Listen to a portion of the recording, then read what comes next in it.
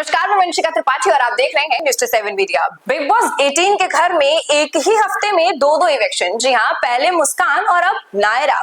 तो ये सारे धमाल हमने इस बार वीकेंड के वार में देखा, जहां पर सिंघम भी आए थे, रोहित शेट्टी भी आए थे और चुलबुल पांडे भी नजर आए हमें, यानी कि सलमान खान। जहां पर रोहित शेट्टी ने कहा कि अजय देवगन और सलमान खान का कैमियो दिखेगा, जिसमें सलमान खान एज ए चुलबुल पांडे का रोल प्ले करेंगे, जैसा हमने आपको पहले ही बता दिया है।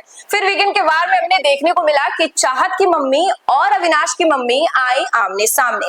चाहत की मम्मा ने चाहत से कहा कि अगर तुमने कहा था कि तुम बार बार परेशान करोगे अविनाश को, तो तुमने सिर्फ एक बाल्टी पानी ही क्यों फेंका। जिस पर ये शब्द सुनने के बाद पूरा कमेंट सेक्शन इससे भर चुका है कि बेटी शेर तो माँ सवा शेर। ऐसे कई सारे कमेंट्स आपको देखने को मिलेंगे और माँ के कहने पर, यानी कि चाहत के माँ के कहने पर अविनाश को भी हंसी आते आते बच गई कि भाई मैंने सोचा था कि सिर्फ बेटी ही ऐसी है, यहाँ तो माँ भी मेरे पीछे पड़ी हुई है।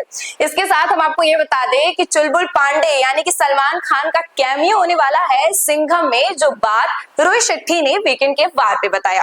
अब हो चुकी है नायरा इविक्ट, तो हम ये भी जान लें कि नायरा इविक्ट हुई कैसे। तो दरअसल बात यह है कि कई सारे कंटेस्टेंट्स नॉमिनेट थे, जिसमें ये जिम्मेदारी सलमान खान ने रोहित शेट्टी को दिया था कि आप किसी एक कंटेस्टेंट का नाम बताइए और वो घर से होंगे इविक्ट। तो रोहित शेट्टी ने ले लिया नायरा का नाम। अविनाश, रजत, नायरा और विवियन, अब चारों में से जिसे जनता ने सबसे कम वोट दिए हैं वो है नायरा। आज आपका सफर यहीं खत्म होता है इस घर में।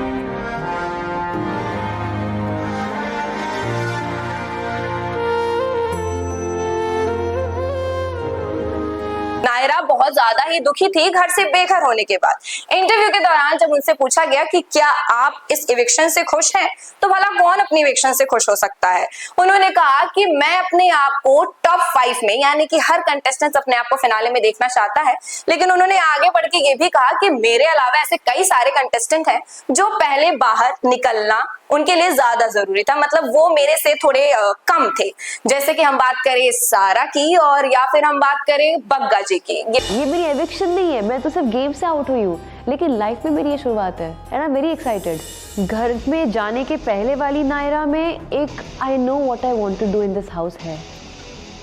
अभी के नायरा में I just know to do it. ये बात कहीं ना कहीं हद तक सही भी है, क्योंकि उनका दोनों का जो रोल है बिग बॉस में या फिर जो भी कहे काम है, वो नजर नहीं आ रहा है हमें, ना ही पब्लिक को नजर आ रहा है। तो कहीं हद तक नायरा सही तो थी। इसके बाद नायरा ने एक बताया कि जो है बिग बॉस जो है वो 22 है। ये लो भैया, बिग बॉस को भी 22 बता दिया।